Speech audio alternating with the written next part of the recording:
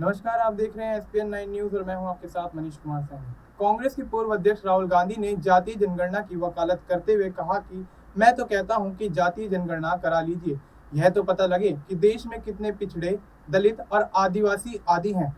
देश के करोड़ों लोगों की सच्चाई सामने आनी चाहिए। पीएम देश को सुपर पावर बनाने की बात करते हैं, बिना 90% लोगों के क्या 10% आबादी से सुपर पावर बना पाएंगे। राहुल बोले, पीएम कहते हैं कि संविधान को खत्म नहीं करेंगे। सीबीआई ईडी का राजनीतिक प्रयोग करना, लोकतंत्र पर आक्रमण करना, सभी संस्थाओं में आरएसएस के लोगों को रखना, नोटबंदी कर करोड़ों की जिंदगी बर्बाद करना, सेना में अग्निवीर योजना लागू करना, यही संविधान पर हमला और उसको खत्म करना है। लखनऊ के इंदिरा गांधी प्रतिष्ठान में शुक्रवार को समृद्ध भारत फाउंडेशन की ओर से आयोजित कार्यक्रम में राहुल ने कहा कि राजनीति में दो तरह के लोग होते हैं, एक जो सुबह से शाम तक सत्ता के लिए दौड़ते हैं, सच्चाई नहीं स्वीकार करते, बस किसी भी तरह से सत्ता में आ जाएं, इसी में लगे रहते हैं। दूसरे वे लोग होते हैं जो सच्चाई सामने दिख रही है उसको स्वीकार करते हैं। अंबेडकर, गांधी, बुद्ध, पेरियार ने यही किया। राहुल गांधी ने कहा कि पैदा होने से पहले आपका भविष्य तय हो जाता था, आपकी योग्यता, क्षमता, काम को नहीं देखा जाता था। हिंदुस्तान के लोगों को छोटे छोटे खांचे में बांट दिया जाता था। आप छुओगे नहीं, आप जमीन नहीं खरीद सकते। करोड़ों अरबों लोगों ने ऐसी अपनी जिंदगी जी है क्योंकि लोगों ने सच्चाई नहीं स्वीकारी। राहुल ने इस दौरान इमोशनल कार्ड भी खेला।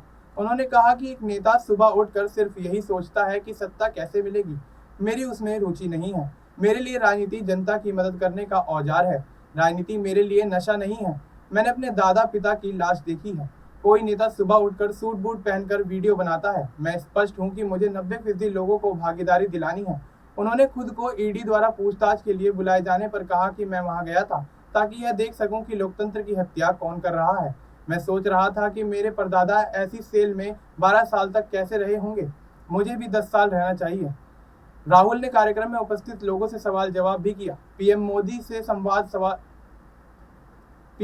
संवाद के सवाल पर राहुल ने कहा कि मैं 100% इसके लिए तैयार हूं।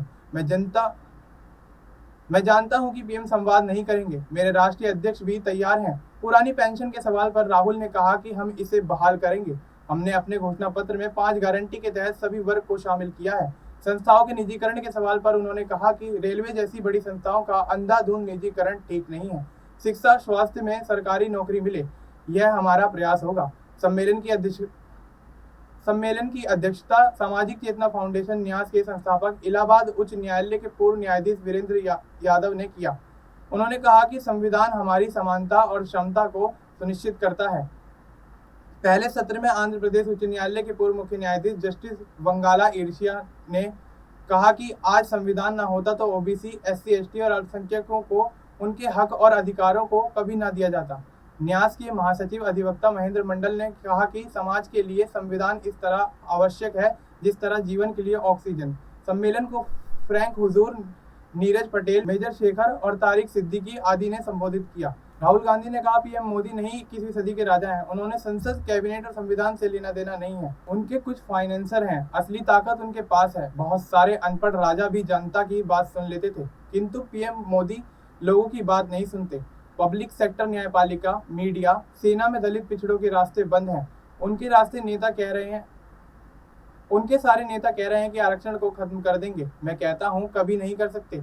राहुल गांधी ने पीएम के साथ ही अडानी अंबानी पर भी निशाना साधा। उन्होंने कहा कि पीएम ने अडानी का नाम ले लिया है। वह कह रहे हैं कि मुझे बचाओ, जनता ने घेर लिया है, किंतु अडानी अंबानी उन्हें बचा नहीं पाएंगे, जनता ही उनको बचाएगी। सम्मेलन में न्यायमूर्ति वीरेंद्र सिंह यादव, न्यायमूर्ति PD Naqvi, Rajendra Pal Gautam, Gurdeep Singh Sappal, Subhashini Sharad Yadav, doctor Anil Jaihind, doctor Ravikant, doctor Ratan Lal उपस्थित थे। राहुल ने कहा कि एक बात स्पष्ट कर देना चाह रहा हूं कि मोदी पीएम नहीं बन रहे हैं, यह 100% तय है। कहिए तो साइन करके लिख के दे दूं, क्योंकि पीएम मोदी पूरी योजना भाई को भाई से लड़ाने की थी जो सफल नहीं हुई।